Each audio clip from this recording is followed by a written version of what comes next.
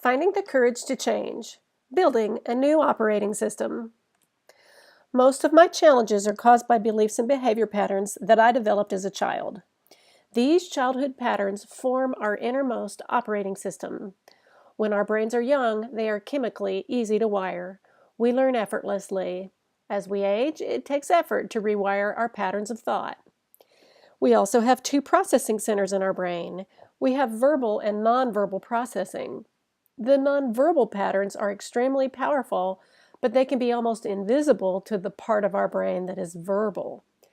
This is why I can know something intellectually, but still not know it emotionally. My nonverbal habit of belief hasn't been rewired yet. It's an emotional stress that I'm mostly unaware of.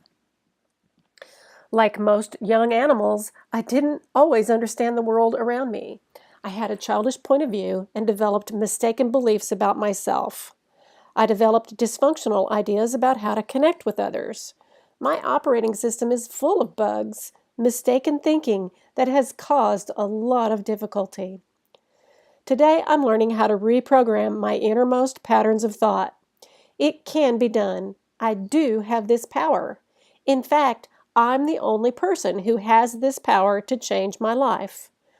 Over my own thoughts and emotions, I have total cosmic power. Today, my life is like a blank canvas. It's exciting to wake up in the morning. I can't wait to see how my new thoughts work out. And if they don't, it's all good. I can learn from my mistakes. After all, tomorrow is another day.